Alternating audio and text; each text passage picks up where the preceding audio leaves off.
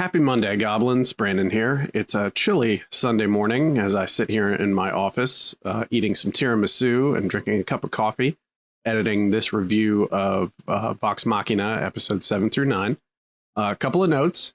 First is, Gabe and I went into this with every genuine intention of keeping it tight to like 45 minutes or an hour, but ended up being more like 90 minutes. So I hope you don't mind listening to an hour and a half of us talking about episodes 7 through 9 of Vox Machina. Bizarrely, there weren't a whole lot of digressions in this, but we managed to fill out the time anyway.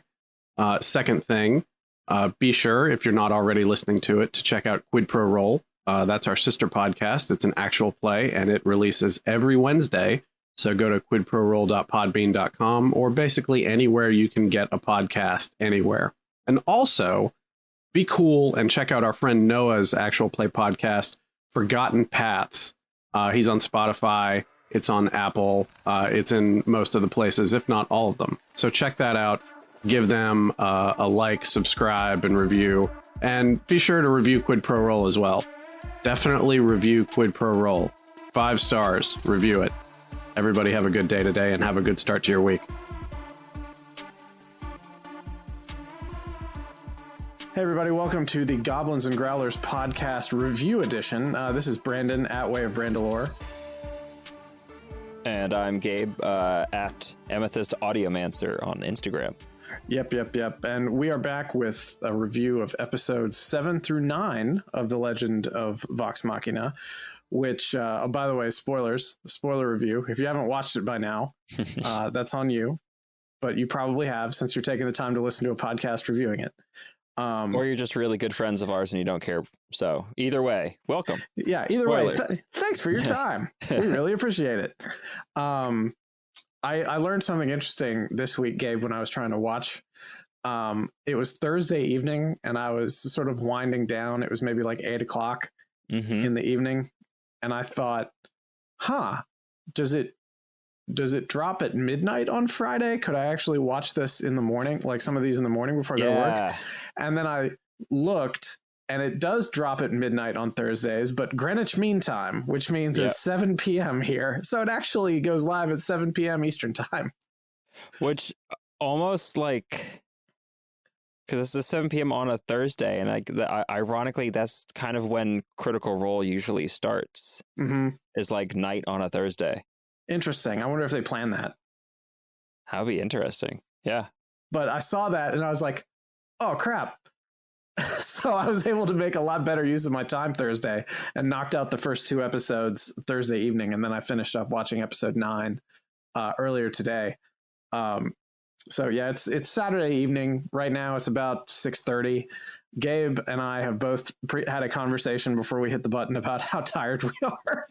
It's been a long week and strangely enough, a long Saturday. Yeah, it has been a long Saturday. I got up at like 6 o'clock this morning just because I couldn't, I woke up and couldn't get back to sleep. So I just made some coffee and started going. But yeah, we can jump right into it. Starting with episode 7, just sort of setting the table for everything. We talked about this a little bit too before we started, but you said that your notes were a lot less involved this time around. Yeah, a lot lighter. Mostly just like keeping track of things. And even that wasn't super, because at this point, the way that the story is going, it's flowing better from episode to episode. So there's less of like, this was the major thing in this episode, and more like, this was the major thing over these 3 episodes. Yeah, the 3 episode chunks now are starting to feel like movie installments almost, that are just being interrupted by opening credits and ending credits. Yeah, which is nice. To hit the skip credits. Yeah, it's really nice because I feel like not being driven to take notes because you're a lot more involved in the story, and it's just like you said, it's just flowing way better. I will say that what you just mentioned about like the intro and outro credits, I did like, and now that I think about it, I don't know if it's at the 3 episode parts, like episode 3, 6, and 9, that the outro credits, that they have a different song over them. Like one time it was like a really somber thing at the end of one of the episodes, and then at episode I think 9 this time it had Scanlan singing. I remember Scanlan singing at the end of episode 9, but I didn't think about the end credits music on any of the other episodes, just because at that point I'm like, okay, episode's over, and I know there are no post-credit sequences, so I'm tapping out so I can move on to the next thing I have to do. I just remember, like, for the most part, that it's their ending credits theme is a reprisal of the Mighty Nine theme. Mm-hmm. Which I think they called like your turn to roll was the name of that song. And yeah, there are a couple times where like I'm trying to remember exactly which one it was, but the episode ended on a very like tense and somber note. Mm-hmm. And then like the credits just maintained that like sad, something's wrong, something's bad feel. Was that episode 4 or 5 where they ended it with peasants that were hung on the sun tree? That might have been that, yeah. Okay, it definitely had that like kind of feel to the music. Yeah, a real down ending. Yes, as opposed to the more heroic da da da da da thing. That's a good choice, though. That's a good editing choice. Yes, to do that. The Witcher does that a lot, where like sometimes they'll play their like the sort of general closing score thing, but other times they'll either have like Jeskier or some other person like singing something that is really related to what just happened at the very end bit. I should really catch up on The Witcher. I watched like the first couple episodes of the first season and then sort of fell out of it, and then COVID, and then I wasn't worried about it anymore. Right. Yeah. Witcher, in my opinion, while Legend of Vox Machina is unarguably the most direct Dungeons and Dragons to a visual media, The Witcher feels the most like out of almost anything that I've seen of a actual like Dungeons and Dragons style adventure turned into media. Yeah, I really want to watch it because everybody has said it's fantastic, and the song I love the Toss a Coin to Your Witcher song. Yeah. And the various club remixes of it that I've found. So and Jeskier, although he is a horny bard, he is like, I don't know, he's fresh in his design. Mm-hmm. He's also super fragile in his ego, which is hilarious. But Netflix is getting ready to raise their prices, so we will see if I wish to toss any more coins at them to watch The Witcher. Very fair. Yeah. Just borrow your uncle's. Hey, speaking of vaguely D&D related stuff, you know the Amazon Second Age Lord of the Rings story, like they have the teaser trailer and stuff. Yeah, I think that's coming in September. We should review that too. Absolutely, that'll give me a great reason to watch that. That sounds that's less D&D being adapted to a visual medium than the thing that inspired D&D being adapted to a visual medium. Yeah. All right. Do you want to go ahead and get started on episode 7? Yes. Could you? I'll let you lead the charge on this one. Okay. All right. So yeah, we start off with some much needed backstory, at least from my perspective, as somebody who, as we've stated a number of times, has no background in Critical Role. Yeah. That was my cat jumping up on a table. I'm not going to worry about editing that out, but but it's a flashback to Percy and Cassandra. That's right, with Professor Anders. Yeah, we finally get some background on that with I believe you have my stapler guy doing his voice, Stephen Root. Yes. And they're talking about Whitestone's biggest export, the actual white stone that apparently can be refined into something called residuum, which I'll be honest, I wasn't like fully super duper hardcore paying attention when I was first watching Critical Role, because it's like a 4-hour episode, including the intermission. So there are times where I'm just like, yeah, they're talking about things, I'm going to go make a cup of tea. But I don't remember them in the show ever talking about residuum until you find out that, you know, Anders later on is like all about residuum, but there was no like backstory or Percy going like, oh yes, Whitestone is turned into residuum because magic things. maybe that's something they did for the TV adaptation.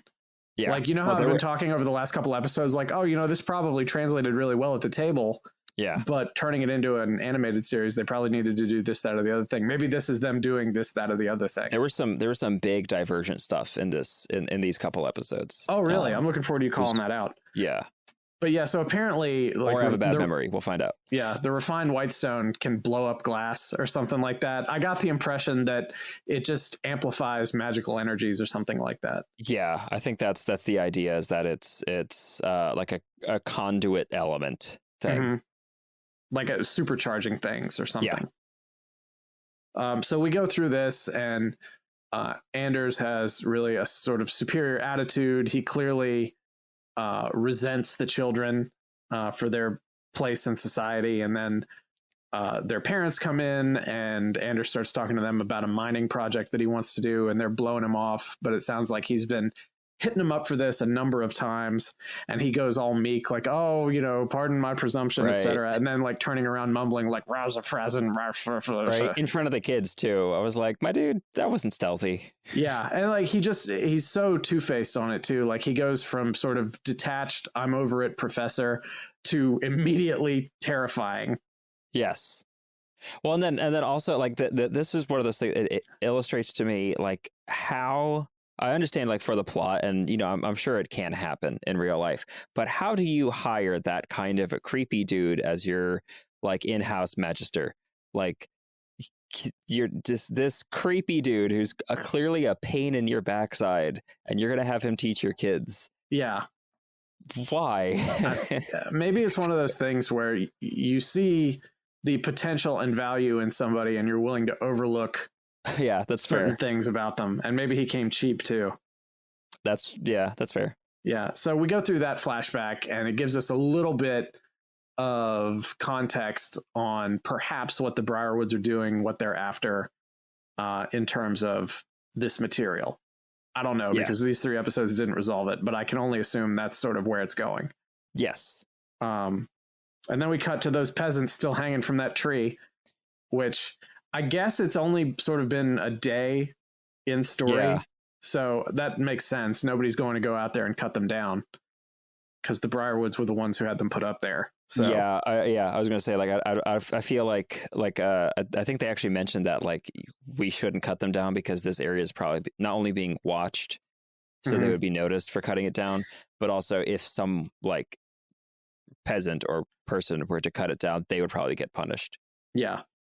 And then we cut back to the group, and they're doing sort of their regrouping, recovering, debriefing after the incident at the end of the last episode, where Percy went into full vengeance mode. Yeah, like in front of everybody, and almost shot Vax. Yeah, almost shot Vax, and Vax is like, "Hey man, what the hell? You're becoming a threat to everybody with this weird vengeance shit that you're on right now."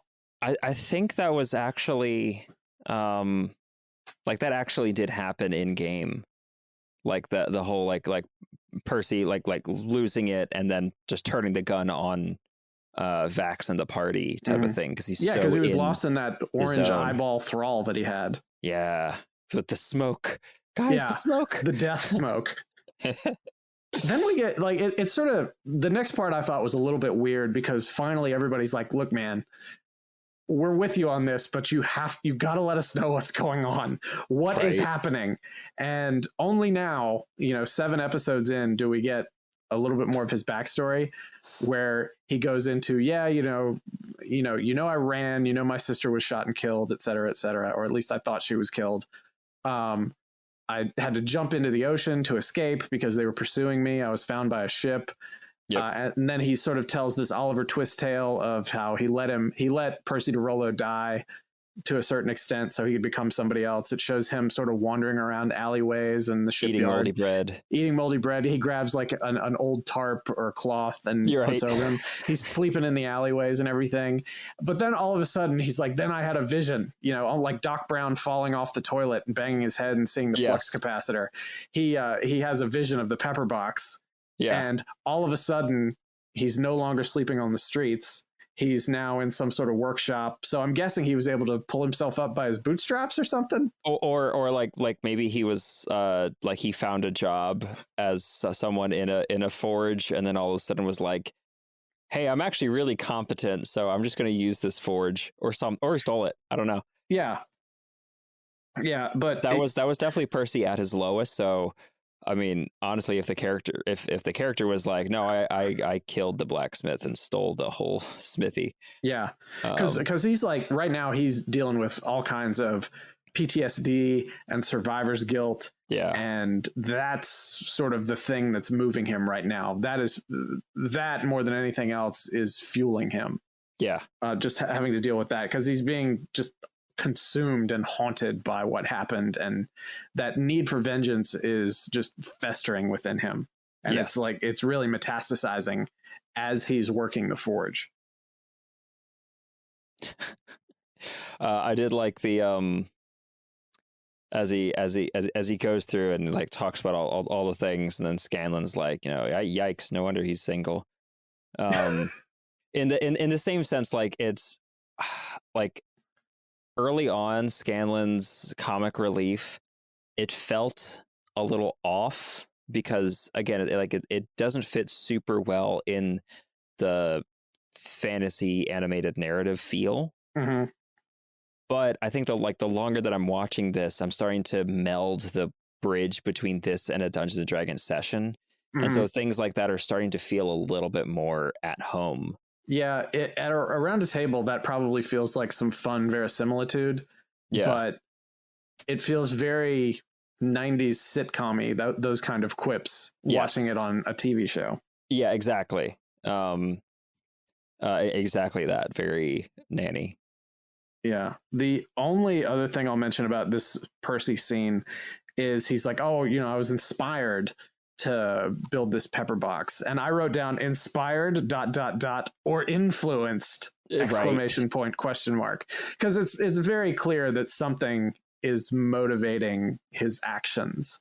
Yes. On this, he is someone else's instrument right now. Yeah, exactly, and it is like their foreshadowing for that as well has been like, again, for people who have watched Critical Role.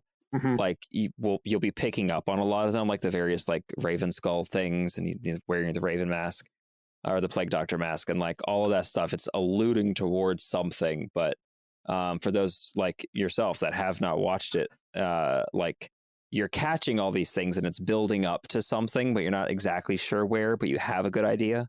Mm-hmm. Yeah, it probably helps that I'm watching with the intent of taking notes and keeping an eye on what's going on. Maybe if I were just watching it like super casually, I wouldn't notice. You're just like, oh, that was neat.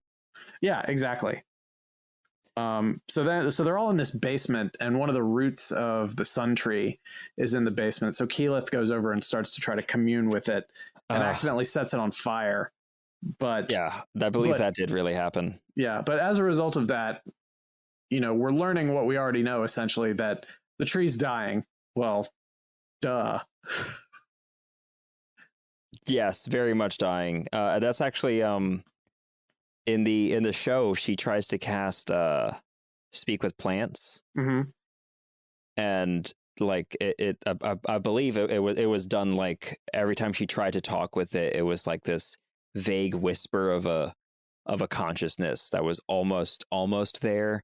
But then there was like that darkness, something actually eating at the bottom of the tree, draining its magic. So almost like a vaguely, barely comatose kind of consciousness. Yeah, like a person with a million mosquitoes drinking out of them, and they're like, I'm kind of here, but I have 6 droplets of blood that's working the whole body.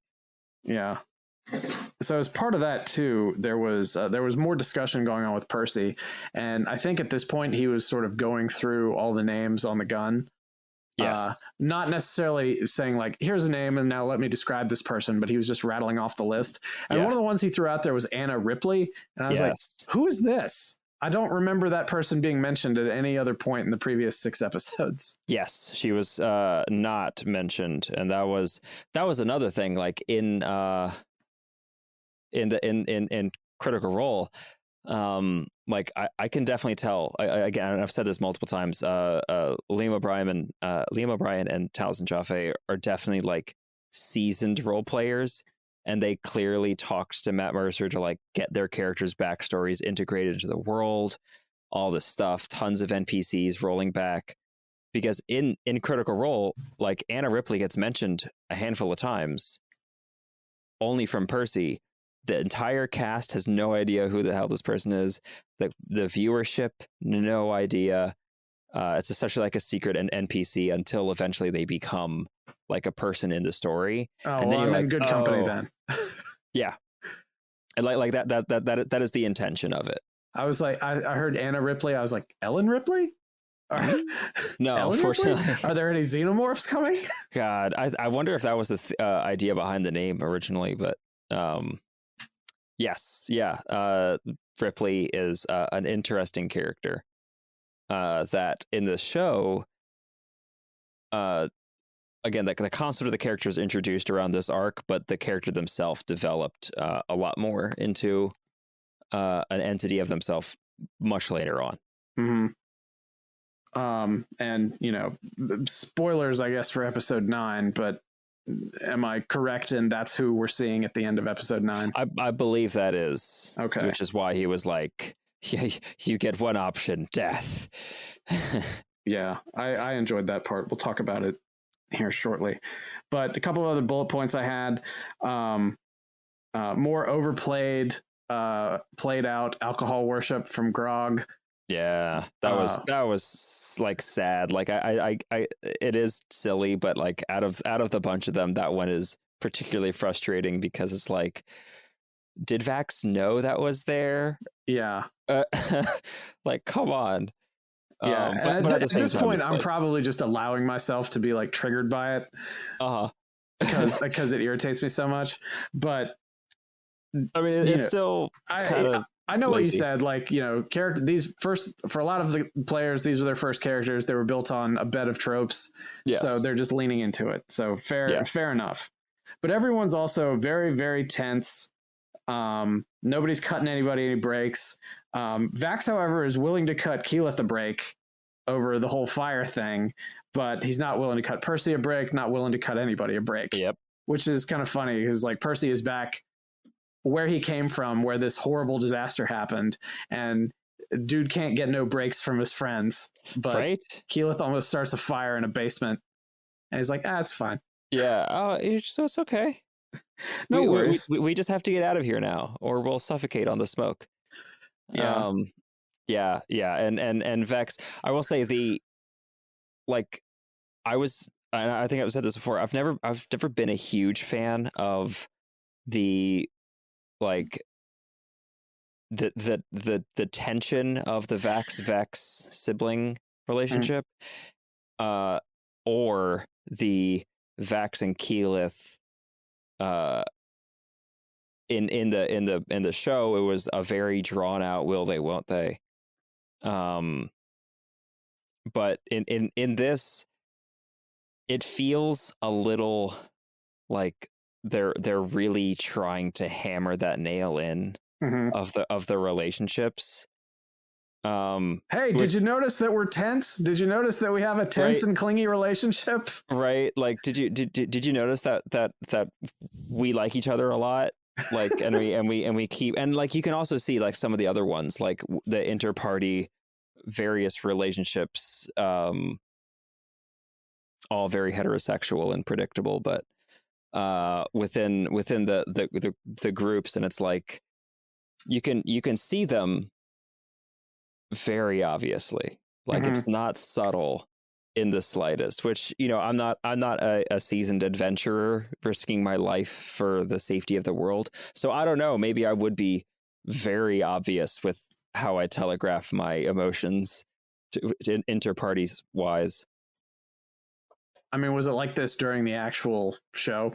Kind of. It was a little bit looser, but because it was like hours and hours and hours and hours long. Yeah, because I was wondering to develop if, given the sort of abbreviated nature of this arc, because maybe they're like, well, you know, if you set aside episodes 1 and 2, we've really got 10 episodes to tell this story, and we don't know if we're coming back for a second season. So maybe we should try and get all this stuff set up and out there now. Right. And that's probably the idea, where again, like it had more time to develop.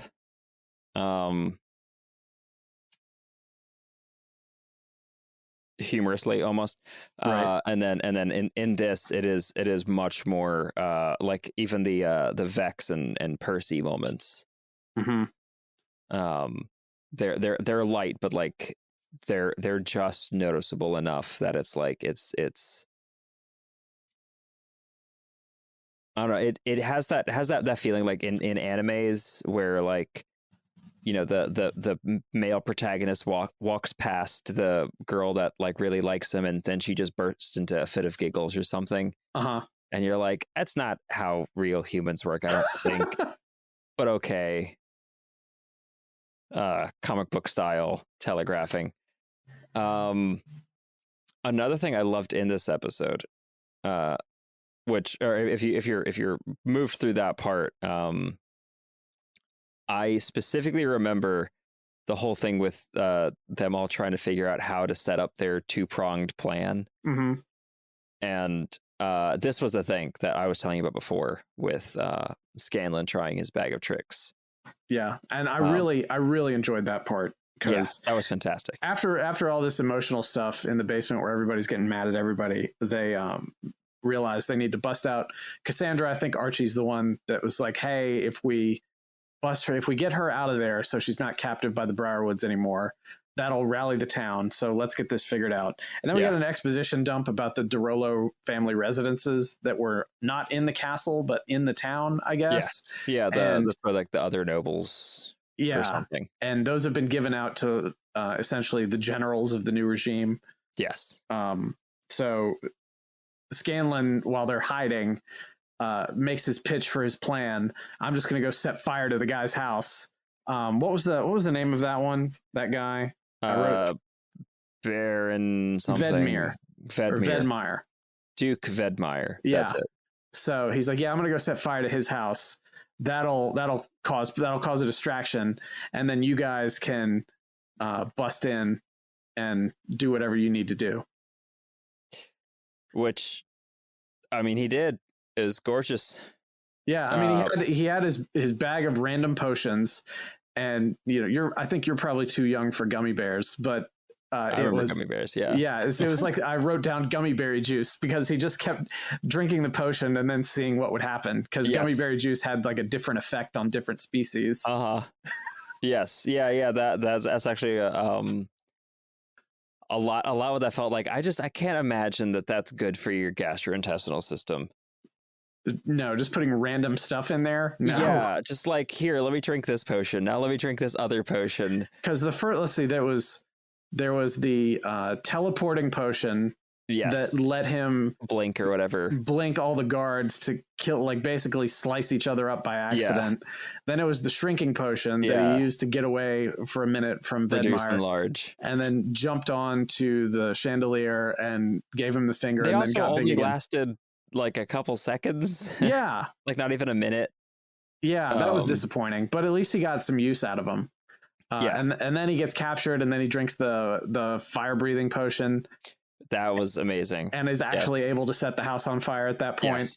Because his original plan was to put some hay bales up against the side of the house and light them on fire with matches. And then it started raining. So he sets the fire and he starts running around, and they're chasing him. And then that wears off. And then he's out of tricks, but he still has that polymorph spell. Yeah.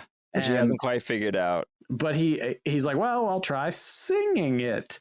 And then it was morphin time, because he turned into a triceratops and just raged through there, which was pretty fantastic. Yeah, that was gorgeous. That all happened in the actual Critical Role episode, and was just as like almost bad the entire time. It kept being like almost deadly bad, and then he would try something new and it would get better for him. We talked last time about perfectly. We talked last time about me trying to spot things that I thought actually happened at the table, because they were just so wild, like the multiple failures and stuff. But this very much read like, okay, this is a bad idea, and I'm just gonna play it out all the way to the end, and we'll see what happens. Because that really was like, I think in the show, Scanlan, he like did something that he felt was dumb, and he wanted to redeem himself to the party, and that's where I was like, guys, just let me do it by myself. Let me do this. I'll do this by myself, and like that was actually one of the first times that Scanlan as a character, and Sam Riegel playing him, was trying to work against the self-centered horny bard thing, and start to develop the character with like a deeper conscience and morality. Because I can't remember exactly what he did, but it was something like he was embarrassed about, like that was dumb. I endangered the party or something like that. And so he wanted this to be his chance to prove himself back. And I like that they had him sort of like do the thing where he's like, guys, come on, let me do this. You say I'm annoying all the time. That I believe that was an actual quote too from the original show. Yeah, it was good. He gave it the hard sell. Yeah. And then he's gone for a while and everybody's still sitting in their little hiding spot like he's dead. He's messed this up. And then all of a sudden they look out and they see it on fire and they're like, "Oh, holy shit."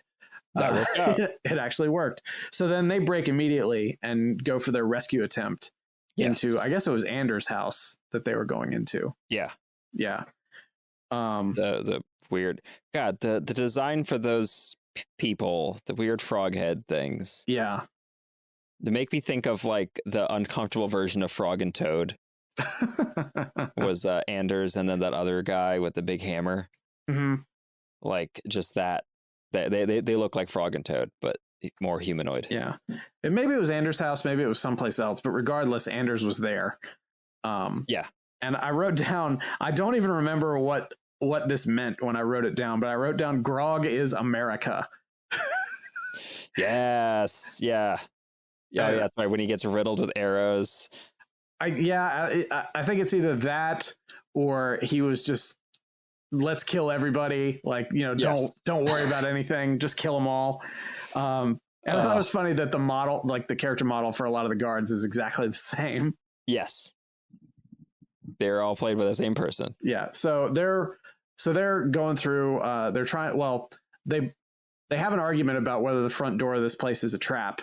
And Vax is like, "Oh, let me pick the lock." And Grog, that's what I meant when that's what it was. When Grog was like, when I said Grog is America, because he's like, not everything's a trap, and he's just moving headlong with this unearned confidence. Yes.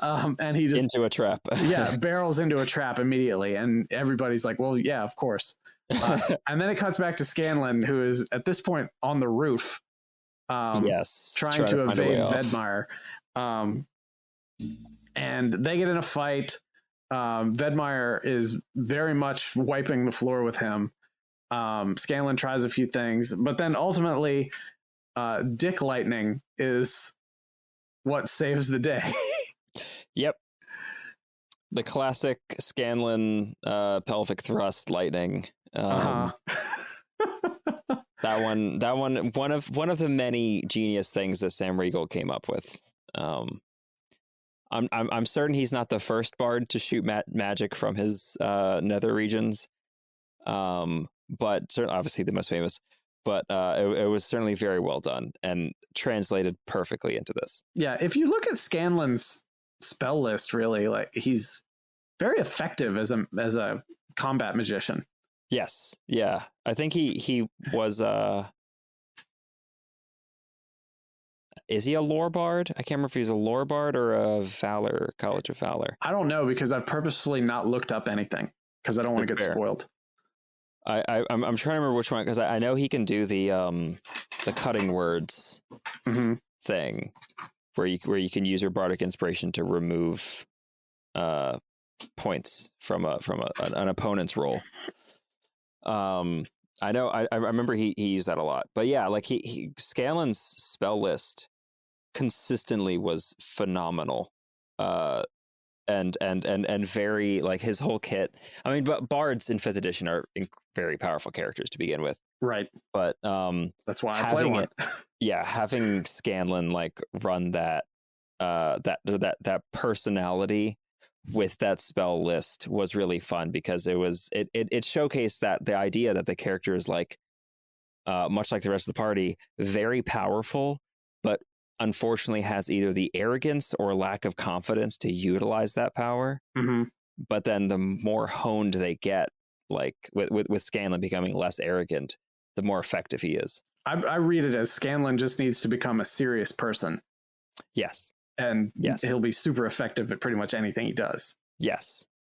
If he was to be a little less arrogant, a little less goofy, but then he wouldn't be Scanlan, you know. Yeah.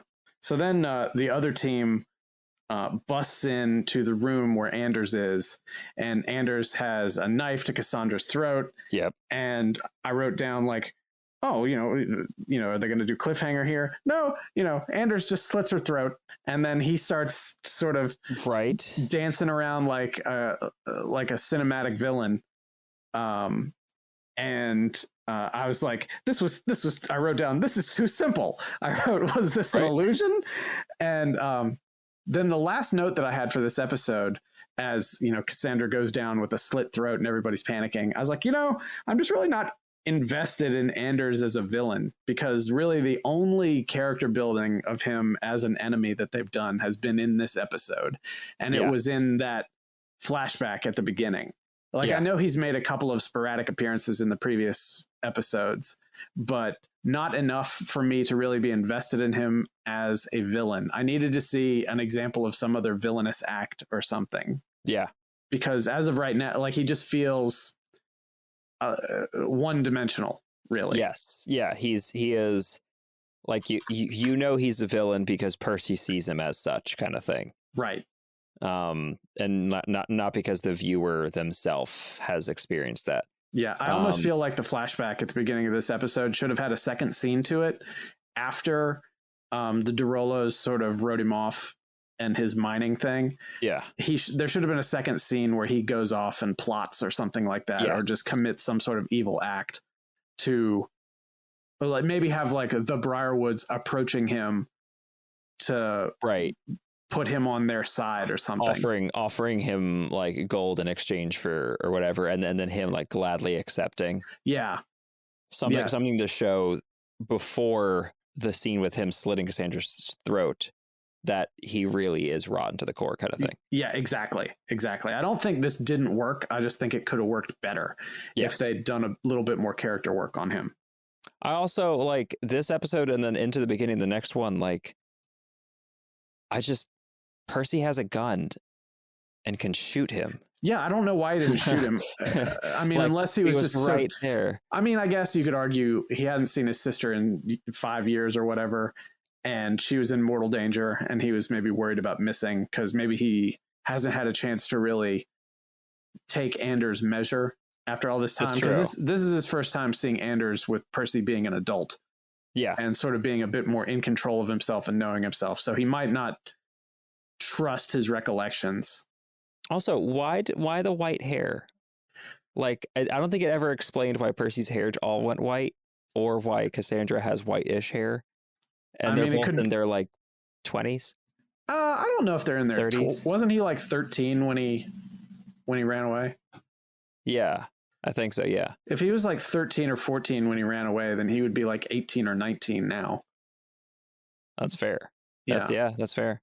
But I started going gray when I was 17, so it's not unheard of. Fair, but like, it's like bleach white on both of them. And it could be something. It could be something white hair, magical. I have read that like stress can do that to people. That's fair. That's true.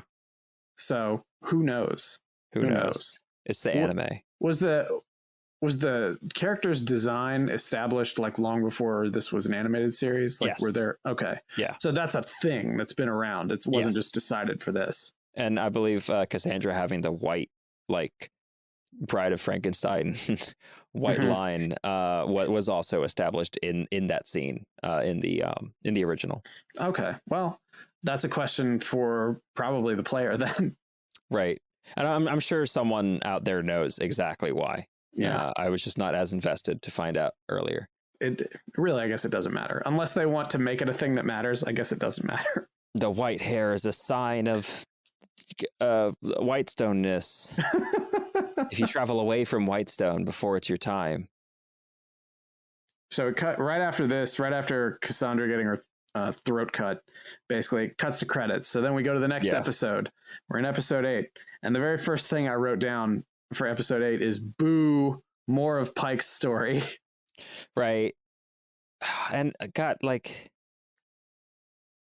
in fairness, I don't like Pike's story in this. Like, it's not interesting. It's really cool. The visuals are fantastic. Mm-hmm.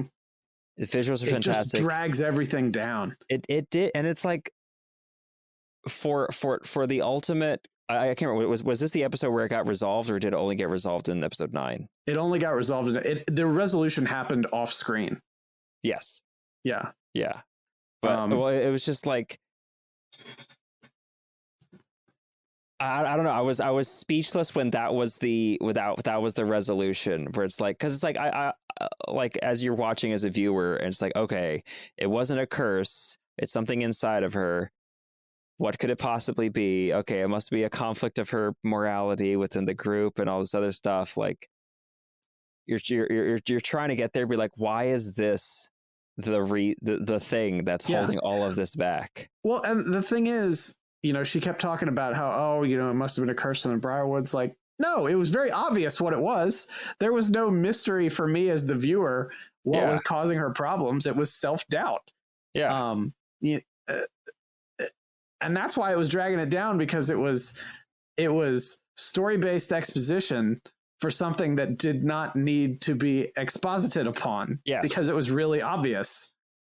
You probably could have dipped back into this once and resolved it that way. Right. Or, because I know how you explained that the whole reason they had to do this B plot was because of the actors' unavailability when they were playing. But there are other ways to do that. I completely agree. Like, this was because the way that they had that again was when Ashley could play, Pike would like there I don't believe there was much interaction in the temple. None of that happened.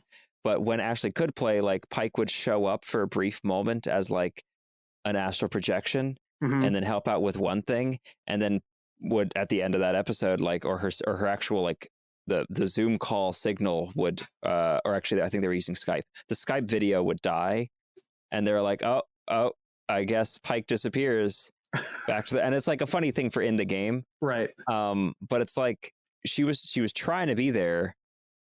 And it's like this whole subplot of her trying to fight.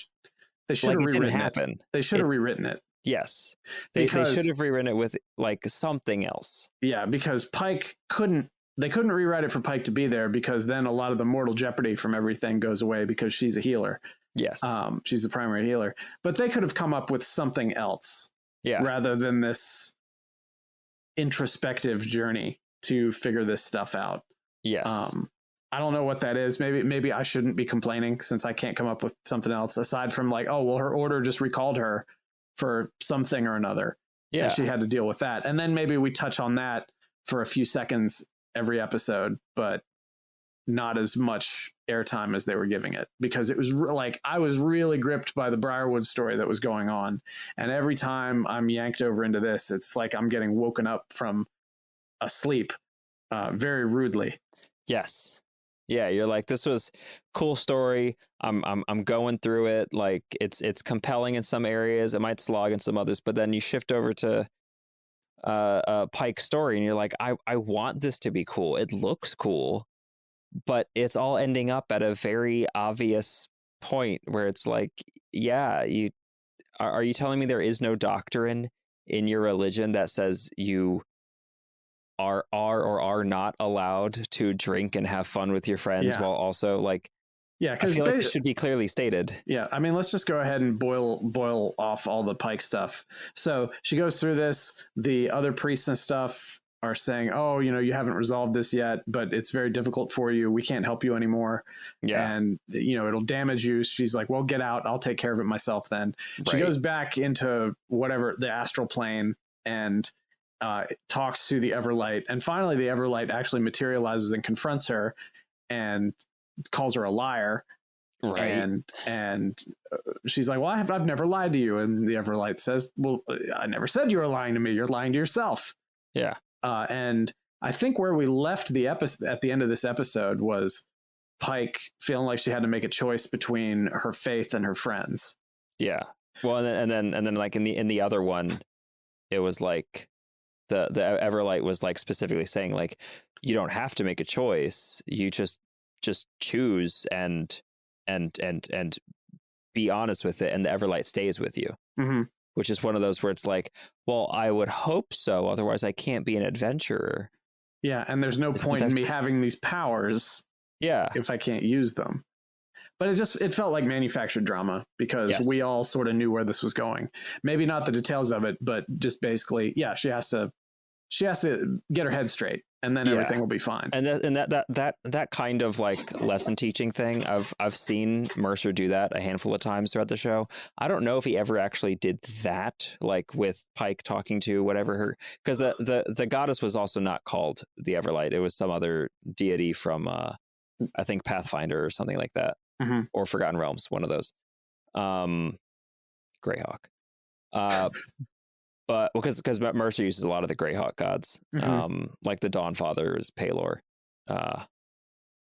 but like there was certainly one with like Grog way later on where like Grog's fighting a monk who's about to like kill him, type of thing, and like he keeps like telling like Grog like to learn what is true strength, and then eventually like his friends, like as he's about to get killed, his friends hop in to stop the fight, and then like Grog realizes like true strength is in community, in your friends. It's not just you being strong, and it's like, oh, that's cool, but also like, yeah, but that's cool.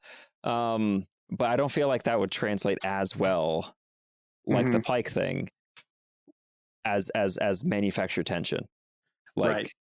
Because it's not like it's cool, but like unless that's the focus of the story, you can't have that be a B plot. That sounds like a very special episode of an 80s children's cartoon. Yes. I mean, I get it is hard to have like a moral. It's like at the end of episodes of G.I. Joe where, you know, Roadblock comes on telling kids you shouldn't play with fireworks. Yes. Knowing is half the battle. Knowing is half the battle. Your friends are what make you strong. Like, that's actually probably more of a Captain Planet moral rather than a G.I. Joe one. Yes. And it's one of those like it works for a D&D session because a lot of D&D is you know, like children's puzzles, 6th grade reading level riddles, logic puzzles that you stole from a high school textbook, and morals and basic moral stories like fables that children's read. And that's what a lot of D&D is. So it works in that context. But again, in a show, a television show, I don't know. It to me, it fell flat. It was gorgeous. It looked cool. When Everlight showed up, that was an album cover right there. Yeah. That was amazing. I loved it. But it was also just not very interesting. Yeah. But then we go back to the real interesting stuff. Yes. With Cassandra bleeding out from the throat in this room while Anders is still sort of dancing around for a minute. Keyleth is the only thing close to a healer that they have, so they get her over there. She gets some junk out of her material components bag and mashes labeled dirt. Mashes it all together and puts it on the wound and just really starts hoping that something's going to work. Meanwhile, Anders runs out of he fights with Percy and then runs out of the room, and Percy and I guess Vax and Grog and maybe everybody else went and chased after him. And Vax, they ran through the hallways, eventually getting to this other room, and finally we get to see some sort of supernatural stuff coming from Anders, because I was just wondering, what he was going to demonstrate here, because I actually didn't notice the title of the episode, which is Silver Tongue. Yes. And I was like, wow, he's really holding up pretty well fighting these people who are like half his age, right? When he should be getting completely nailed on this. But well, actually, I think he first flashed the silver tongue, like when he was filling up the decanter, or he was pouring stuff out of the decanter into like a scotch glass or something, which he then throws on the floor and it creates a smoke bomb. But like he says like, oh, or what's her name, Delilah, gave me a gift, and he like licks his teeth, and I thought that was just like a weird like effect, like, okay, they made his eyes and tongue shine. Okay. Yeah, I wasn't sure.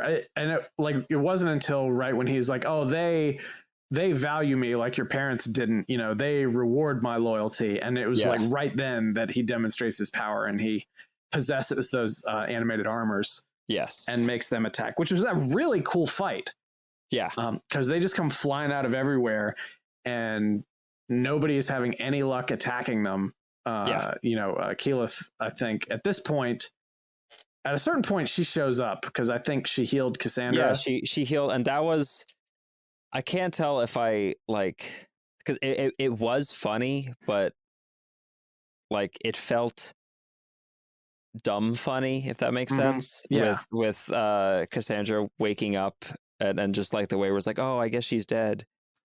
And then she just sits up bolt right and they start screaming like you're dead. Yeah, like she's the Undertaker or something. Yeah, like it was funny. I did laugh, but I also did that, like I also sometimes laugh at fart jokes.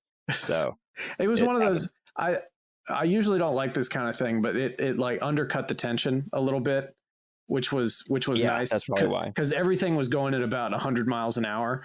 And that was a nice little speed bump to sort of mentally reset you as a viewer. Yeah. And then we get back into it, and they finally figure out a way to defeat the armors because there are like spaces between the metal plates. Yeah. And they realize if they real life holes in armor that are there. Yeah. They attack those and they realize they can cut them apart. And just when they're feeling the hubris of victory, Anders is like, yeah, whatever. So then he possesses Grog. Yeah. Dominate. Now, I will say, I don't remember, I don't think, but I don't remember this whole silver tongue thing being a thing at all in the really like it could have been, but I really don't remember that fight. I might have just missed that episode or just didn't pay attention too hard to it. But I do not remember him having a silver tongue or dominating Grog and the party. Like, none of it.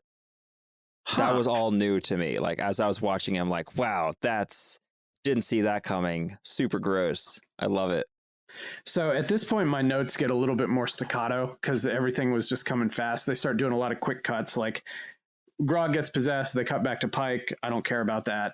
I wrote down, I literally have no reason to care about this character's struggle because she disappeared at the beginning of episode 3, essentially. Yes.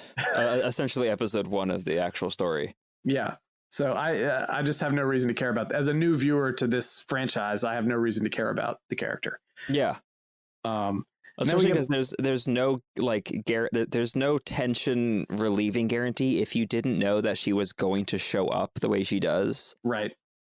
Like there's no like oh good, she figured her stuff out. Now she can walk the 4,000 miles from that place to Whitestone. Yeah. Not as helpful. It cuts back to the battle.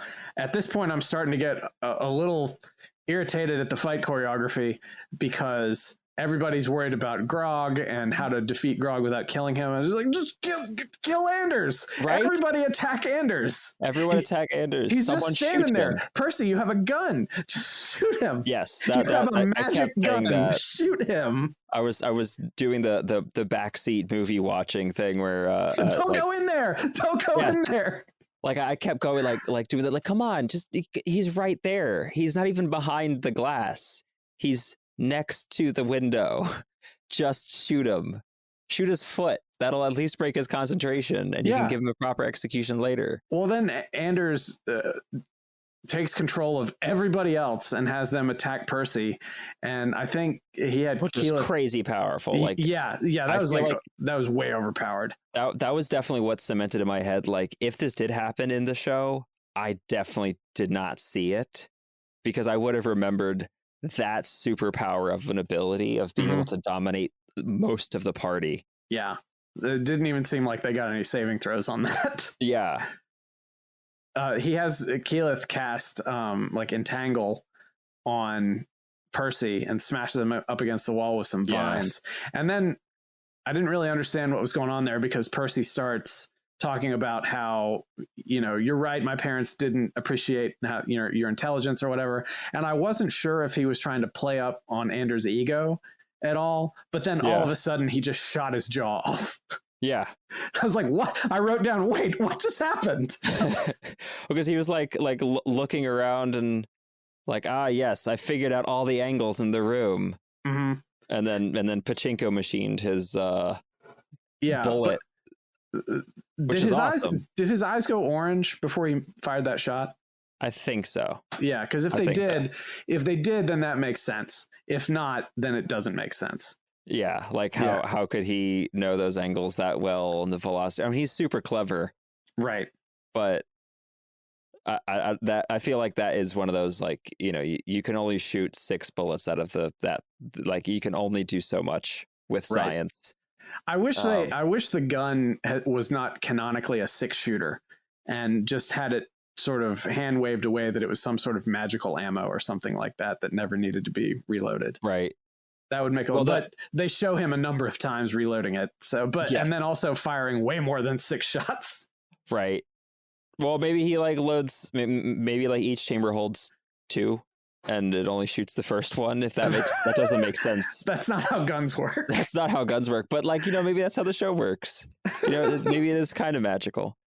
So they shoot off his jaw, and then they cut his tongue out, or does it fall out? I can't remember. No, he shot the jaw off, and that knocked the tongue out when it shot it off. And then the tongue hits the ground while Anders is still alive, and it starts slinking all over the place. God, that was gross. I loved it. Thing from the Addams Family. Yeah.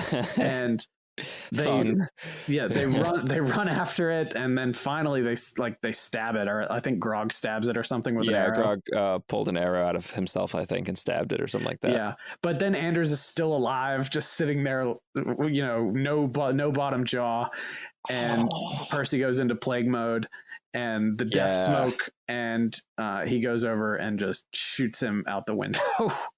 And everybody's like, Jesus.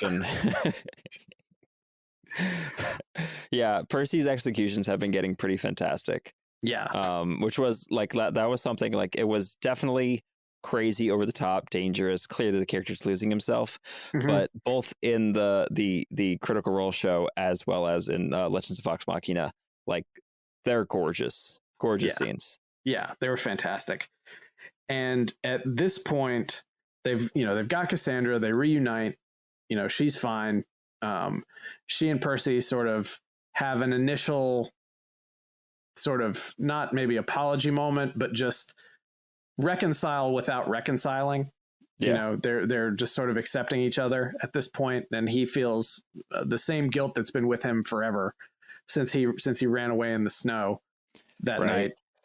But he's trying to, she kind of lays it into him too. Yeah. But there really isn't time to process all that, because they have all this other stuff to do, because they have to send a signal to the resistance to let them know they were successful. And I think it was it Keyleth? She managed to do she a uses thing. Skywrite.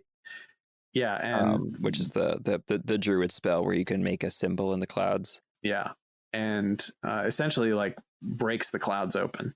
Yes, breaks the clouds and draws the Dorolo crest, which I will say that is either an abstract rendition of the crest, or I have no idea what the Dorolo crest looks like, because I could not get a solid image out of it in my mind. Maybe let me just Google what the Dorolo crest looks like. We'll put that in the show notes. Yeah, because I remember. Oh, it's the tree with the sun over top. The sun tree.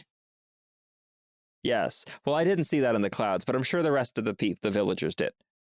So this happens, and then it cuts to the castle, and Silas and Delilah are there, and they're saying that they need to. Delilah's mad, and she says, "Well, we need to just get things moving. We need to accelerate plans, basically." Yeah. And then she does a thing. She like kills her attendant and drags him into a pentagram. Yeah, and then, a big old circle of summoning things. Yeah, and then it cuts to a cemetery. Also, like zombies start coming out of the ground. Preceded by more made up mumbo jumbo words. Yeah. I thought of you when I got to that part because you were complaining about the mumbo jumbo. It's so like it's a wasted opportunity to come up with like, you know, an amazing couplet or something like that. Like that's why you do those things in English or at least a language. Mm-hmm. Because if you do it in a fake language, you should read. I don't know if you ever have, but Christopher Stasheff wrote a series of books called A Wizard in Rhyme. Ooh, are you familiar with these? I'm not. All right, quick detour here. But the premise of the story is that it's an English literature grad student who accidentally falls into a fantasy world where he discovers that words have magic power. So he like Shakespeare. I heard about this. Yes. Yeah, Shakespeare's sonnets are spells and stuff. Yeah. And he becomes the court wizard for somebody. Yeah, I love this. Yeah, the Majesty's Wizard, the Witch Doctor. Yeah, I remember these. Yeah, they're definitely worth reading. I read the first two, I think, about 20 years ago. I had someone told me about this a while back. I think it was like an author was just like one of their favorite books. So we end the episode with Scanlan feeling really good about himself as he's just sort of moseying back to everybody. And then he meets a horde. Yeah, a whole bunch of zombies. It looked like Killer Instinct. Just a bunch of skeletal folks just walking down the street. I wrote down the zombie CGI looking like Killer Instinct arcade cabinet. Yes. It was wow. It was like that was also really effective. I believe that did also happen in the original, like the hordes of zombies that just like, yay, we won. Oh wait. Yeah. No, this episode made me really enjoy Scanlan more. He certainly was not my favorite character going into this show. Like after the first two episodes, I really couldn't stand him, but these last three episodes really brought him up as a character. Definitely. So then we go to episode 9. Yes, and actually, so this is part of like the backstory thing, and kind of like leading into that intro sequence for episode 9. It's really something that I have definitely been enjoying. Like as a DM, you see what the players are doing, and then you're adapting the world around it constantly. And it's interesting to see like the scenes that obviously like the players wouldn't see. And so in an actual D&D game, that just happens in your head. I say to the DM, because no one sees the villain do the thing behind the scenes. The players don't see it, therefore no one sees it. But in this, like you're actually seeing the villains go, oh, the players are doing a thing. I'm going to go summon zombies, and then you know why zombies are happening, as opposed to from the player perspective in a game, zombies just happen, and they're like, why? I mean, clearly some Lady Briarwood must have summoned them, but like it's that much of a surprise. But like having it in a show, like that's really cool. Yeah, I mean, the players can usually figure out the cause and effect of what's happening, but it's nice having it it would be weird if this show was done just from the player perspective. Like there's certainly an argument that that's one way to do something like this. That's like Gamers, I think, the movie. Okay, I've not seen that. Oh, really? Yeah. That's been around for a bit. I could definitely recommend it. Gamers and Gamers 2, and I think there's a third one. I've only seen the first two, and they're fantastic. To me, those are like that is the example of one way, a good way to do Dungeons and Dragons in a movie setting. But that one really is like it flits between the players and the characters type of thing. Yeah, that it would be an interesting way to do it for something like this. But like I've been sort of harping on since we started, what works at the table doesn't work necessarily for a television adaptation. Exactly. And that's where gamers shined, because like the stuff that works at the table still worked because you had the players around the table, and then you switch the same players in cosplay as their characters doing the actual adventure type of thing. And then like, you hear the dice roll in the background as they wait for the decision to happen, and then combat, like it plays up the campiness of it, of the session, while this show was trying to be a little more serious, I think. Yeah, so that was a really good cliffhanger for the episode. Like that would have been that by itself would have been a really nice like cliffhanger to a batch of episodes to wait until next week. Yeah, with the horde of zombies. Yeah, but we start on episode 9, and it's not the horde of zombies. It's a flashback. And it took me maybe like 10 seconds to figure out exactly what was going on. Yeah, to figure out it was a flashback. You're like, wait, why does Silas look strangely alive, but also dying? Yeah. So Silas is dying for some reason, and Delilah's panicking. And she runs off and through the woods and everything. She's on a mission and goes to this what looks like an old library, grabs a book like the Necronomicon or something like that, gets it home, starts flipping through it, finds what she's looking for, carves a rune on her arm, and drops blood into a bowl, and then some weird skeletal face appears in the ceiling, right, and all of a sudden Silas is vampire. Yes. And I guess like that is certainly one way to make a vampire. I liked the whispered. I'm assuming that the whispering voice that was calling to her is the whispered one that she's referring to. But like, I like that effect of it being like that weird, distant whisper that's like, "Come on over here, I got cool stuff." Yeah. No, keep running. It's a little deeper. And how quickly, I wonder what it said to her that she was just like, "Let's go." Because it looks like she went probably a good 100 feet, like maybe like 3 or 4 miles even, and then came back all in the same night. Yeah, and just like made that trek off of a whim. Like the doctor's like, "Nope, can't save him. Sorry." She's like, "No," and then leaps out of her window and sprints 2 miles into a bog for a book. Like that. That's really cool. I love that because it shows that like compulsion of it. Yeah, she had a mindless determination. Yes. Which is like it illustrates that, but it's also like is kind of silly at the same time.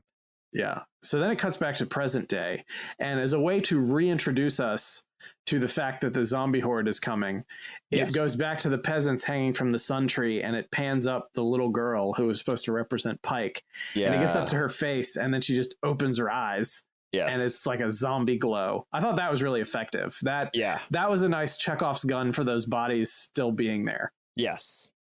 Yeah. To keep returning to it. And then they are, although fortunately I don't think they make it down the tree. No, they don't. But for the viewer, it was nice. Yes. Because then it zooms out and you see all the other zombies just sort of wandering around that area. We finally get to see the giant zombies, or the zombie giants. Yeah, that was cool. That was a fun combat. Yeah, they fought the zombie horde. There's a bunch of jokes about how the zombies are moving. I think Vax is like, I thought they were supposed to be slow. Right. These zombies are super weak, but they're also super fast. Like it doesn't take much to kill them, but they're just zooming along. Yeah, they're fast and very deadly. Yeah, the bite on Scanlan's arm going through necrosis, like that wasn't just like some walker bite from The Walking Dead or something. Like they were like pretty much taking a chunk out. Yes, and his arm was like was rotting. Like, and I know like this is it's an animated thing, so the look they can be more creative with how things look stylistically. Mm-hmm. But wow, that was gross. I loved it. Yeah, it was. So they're fighting all this, and one of the resistance people comes out from an alleyway. Is like, this way, there's a safe house. And I'm thinking like, what are you talking about, safe house? Yeah, you know, the whole city's full of zombies, right? Yeah, because so they all start running toward the safe house, and the zombies are like 20 feet behind them. I'm like, you're not going to be safe once you go in there. What are you talking about? This is just where the horror movie bit happens, where the arms grab you through the wall. Yeah. Which happens. Yeah. You know, there's like a few minutes of downtime where we get another Vax and Keyleth moment. That one I felt was a little... And that kind of thing started to happen a lot in the show, which I didn't like it in Critical Role, and I don't like it here, where it's like, right now is when you're going to have this weird aside. Mm-hmm. Well, and that comes back. Yes. They lampshade that later in the episode. Yes. Yeah, exactly. Because it like there were times I could definitely see like Mercer as the DM. There were times where he would sit there, and he'd often do this thing where he'd touch his fingers together.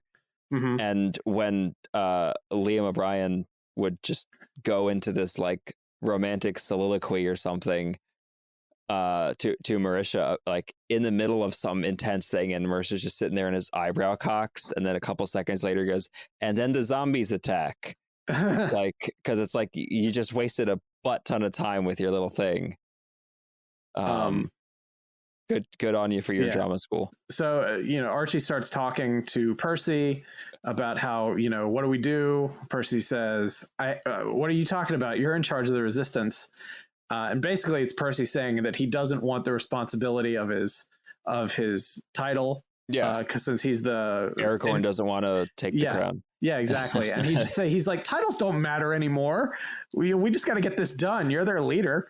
Yeah, I'm just a ranger, just a spreader.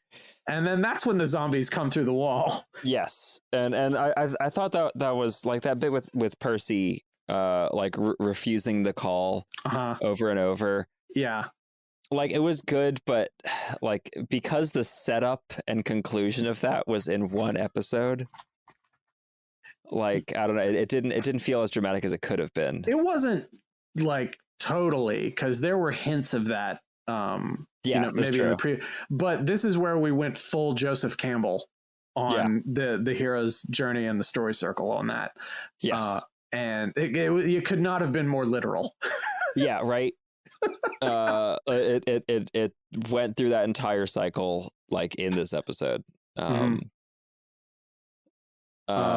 Interestingly. And this is when Scanlan actually got bit, because he was hanging out by the back wall, and a zombie reaches through and grabs his arm and bites the hell out of it. Yeah.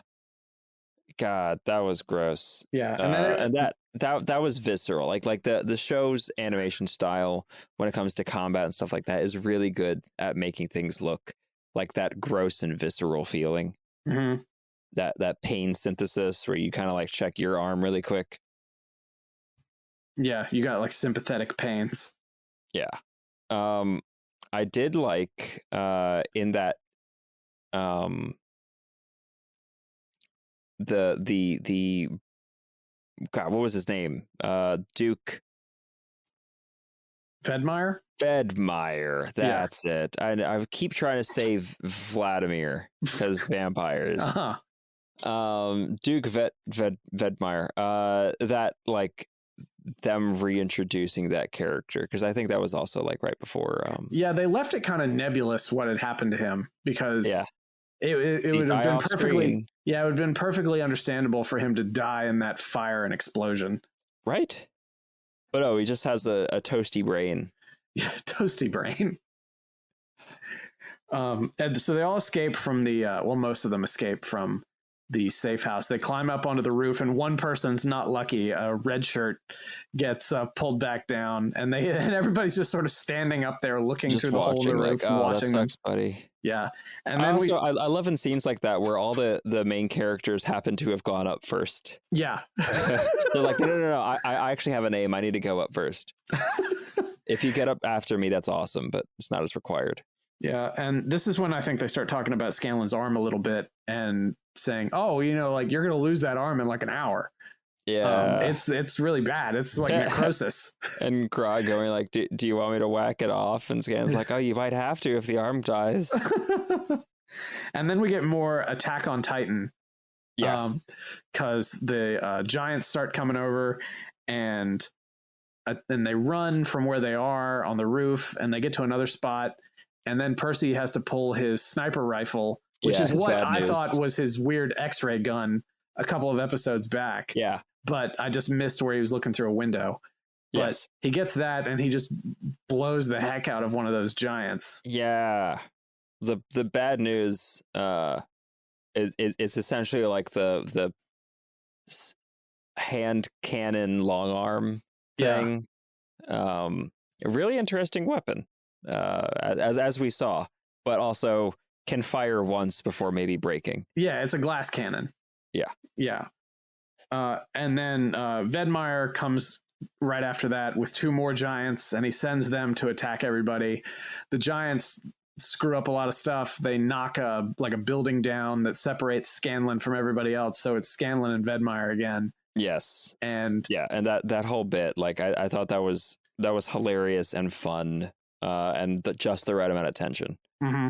And they fight for a second, and Vedmire actually ends up helping Scanlan escape accidentally by knocking a little bit of a hole in the wall, roof. And he's able to run through. It's too small for Vedmire to follow him. Yes. And then we connect back up with Percy and Archie and everybody else, and there's a very Han Solo, Luke Skywalker, Return of the Jedi moment there, where it's like, how are we doing? Same as usual. That bad, huh? Like that kind of thing.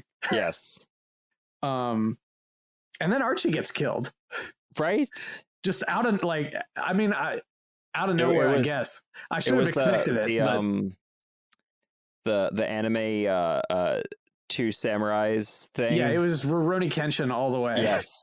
Swing, and then pop. His top half is separated from his bottom half, and then it goes back to American style animation with the guts all hanging out. Yeah, and you can see like his spine in there and everything. But I was surprised, but I guess in retrospect, I shouldn't have been. When they were going full throttle hero's journey on Percy, I should have immediately been like, oh, well, Archie's going to die, so Percy will be forced to step into a place of uncomfortability and accept his destiny. Just like Boromir. Yeah. And then everybody's getting overwhelmed. They're running through everything. Percy's trying to deal with this emotional trauma of the friend that he just reunited with being cut down. Yeah. And then there's another horde of zombies coming from everywhere because the whole town's overrun by them. And then she basically casts like souped up cone of cold on them. Yeah. Keyleth does the humongous cone ice storm of cold. Yeah. It's kind of wimpy at first. And then she sort of summons up the will within herself and is able to just shoot ice shards through everything. Yeah, that was I like the way that they showcase her magic, like fizzling and then getting stronger. I still find it a little silly that happens, but it creates tension. It's there for a story reason. Mechanically, like, do you look at spells as either in a binary state of either on or off? Well, no, I just at least in this setting, not necessarily in D&D kind of, but in this setting, but it's just like her confidence thing. Like we were coming back to that. It's like, where is her lack of confidence coming from? Because she's crushing it with this stuff. Like she really is, despite like things sometimes fizzling the first time. She's like 4 for 4 in these last couple of episodes. She's doing great. It's working very well, and she's coming up with the exact solution that they needed. Although she didn't have the special divine healing to heal Scanlan. I don't think she also didn't even have a moment to try. Right. But this cone of cold gives them the opportunity to retreat, and they manage to retreat back to the Sun Tree with the ragged remains of the resistance. And this is where Percy is forced to face his destiny and assume leadership over everybody.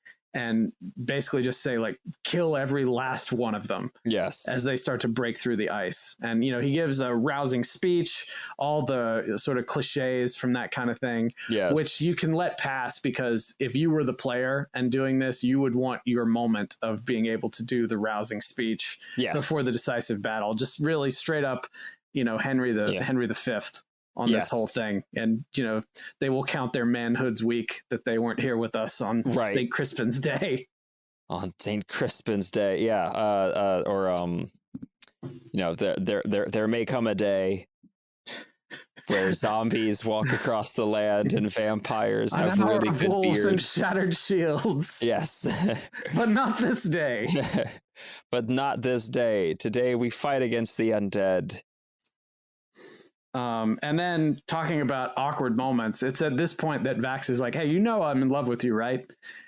And then they like lead in for the kiss, and then Keyless is like, "Wait, what? No, go away! Right now?" Yeah, I think that might have been like a nod to possible objections they might have gotten from the poor timing from those interactions in the show.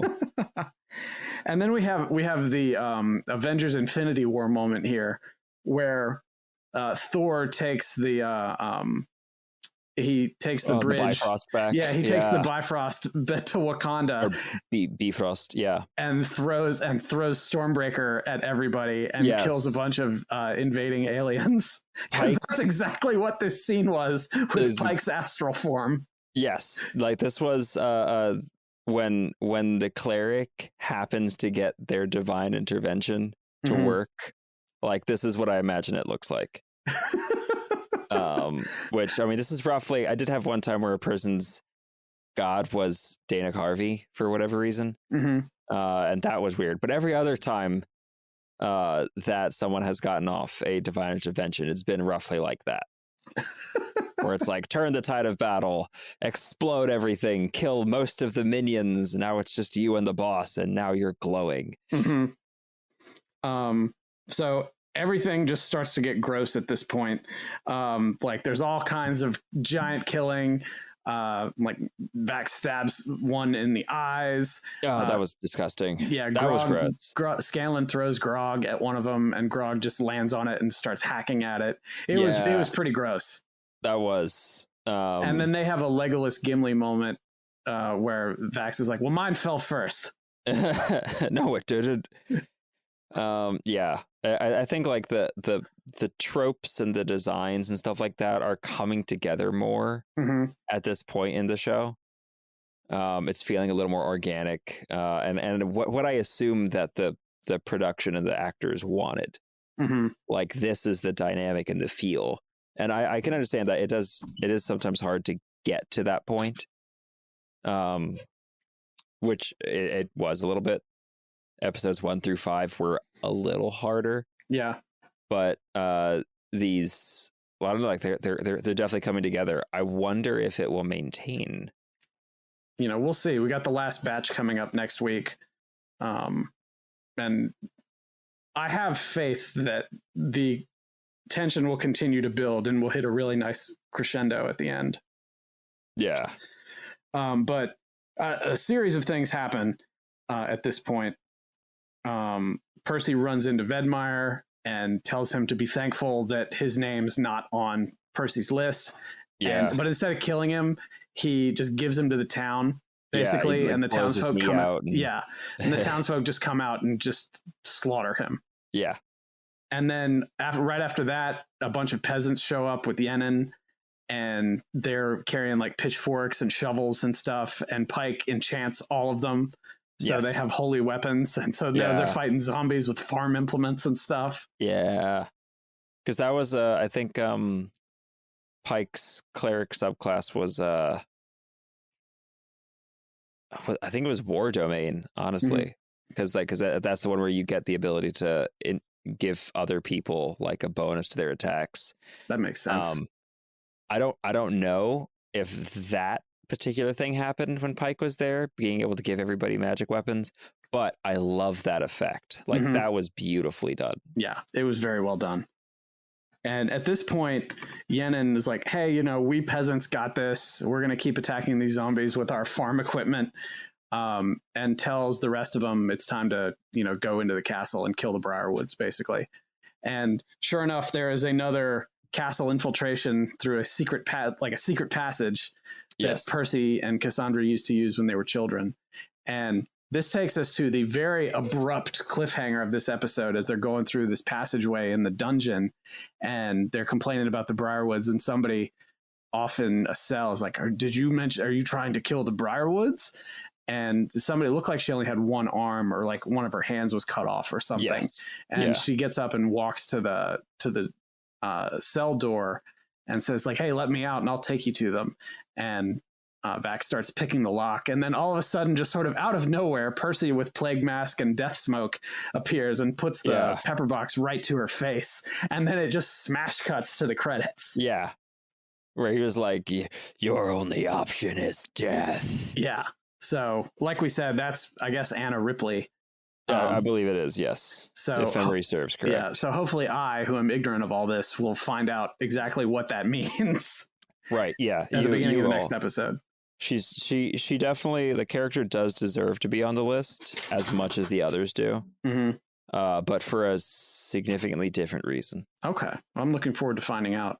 Now, the one thing I'll have to say about episodes 10, 11, and 12 coming up is, they're already in the dungeon of the castle at this point, and we've got 3 more episodes. So I just don't feel like the castle is going to be the scene of the final battle here. It sort of is and isn't. Like the once they got into the castle in Critical Role, it very much was like there's a lot of things that they I mean it's kind of like Ravenloft with Castle von Zorovich. Yeah. Oh, so they have to find Silas's beating heart in a parapet of the castle. Fortunately not, but in a way, it's like there's a lot of they very much outfit the castle with problems and trials, and it becomes a slog to get to the boss fight kind of thing. Okay, that's what I thought we were getting into here. So my guess would be because it's 10, 11, 12. My guess would be episode 10 will be the slog through the castle. Episode 11 will be the getting to the fight, and then 12 will be the resolution of the fight and whatever the denouement. The next. Yeah. Well, I'm looking forward to it because the last this batch of episodes. And your exposition your explanation for what the White Stone is coming up too. Okay, good. I'm looking forward to it. This has been increasing in narrative quality with sort of every episode because everything's starting to tie together a little bit more. So, I'm still on board for this. I'm really looking forward to the second season at this point because I think they're finally gelling with everything. Yeah, and it's working out. Yeah, I mean the same. I like watching this. It's so much easier to watch than Critical Role itself. Not least of which because I can watch most of this season in the time it takes me to watch one Critical Role episode. Yeah. And this arc in general, just the whole Briarwood arc was, I don't know, upwards of 30 episodes maybe or more. So really? 30 times 3 hours minimum. Oh my God. Yeah. So 90 to 120 hours. Yeah. And I mean, I could be exaggerating. Maybe it was only 20 episodes long, but it felt long. There was a lot of stuff happening. A lot of moments where things you had to parse stuff out because it's, Dungeons and Dragons. So combat takes 2 hours. Type of thing. Whereas when you compress that down into actual combat time, that 2 hours of combat with 7 people at the table turns into, like we see in the show, maybe a minute and a half of combat. Yeah, this is just based on what everyone has told me about Critical Role and what I know about the episode links. This is the only way I will ever consume it. So it's nice that it's enjoyable. Like I know for me, like I have a lot of friends who listened once Critical Role adapted their episodes into like a podcast. A lot of my friends are like, well, you could listen to it as a podcast, and I'm like, I make a podcast, so that means I'm already plugging my ears and eyes into something for several hours a week. I don't have that much more time. Yeah. And for me, podcasts are something that I absorb on my commute. Yeah. And if it's 2 hours long, I can't absorb it on my commute. Right. Yeah. Unless you're commuting to DC. Yeah. So I guess we're in this for the long haul, and we'll be back next week. Yep. To take it home with episodes 10, 11, and 12. I'm excited. Yeah. I'll touch base with you later about when we can get together to record. I'm going to actually be out of town on Saturday and Sunday. So it might be like Sunday evening that we might be able to record. I don't know what your schedule's looking like, but I say this on the recording to let people know if this doesn't come out next Monday, that's why. Because I might need a little extra time to get it recorded and put together, but we'll get it out as soon as we can. But thanks everybody for joining us. Thanks, Gabe, again for joining me on a Saturday evening to record this. But I am Brandon at Way of Brandalore on Twitter. And I'm Gabriel at Amethyst Audiomancer on the not Twitter, Instagram. All right. We'll see you all next week. Take care. Hey, everybody. Thanks for listening. If you like this podcast and you want me and Josh and Gabe to try to experiment and do some different things with it, do us a favor, tell a friend about it, give us a review, give us 5 stars, all that stuff, like, share, subscribe, the whole deal. We got one more of these Vox Machina reviews coming, and that'll be coming next week because the last batch of episodes drops at 7 p.m. on Thursday, episodes 10, 11, and 12. So Gabe and I are going to try and record Sunday evening and get this knocked out pretty quickly. So it'll either be out Monday or Tuesday, probably more likely Tuesday, since that's a regular release week for GGP. But we'll talk to you all then.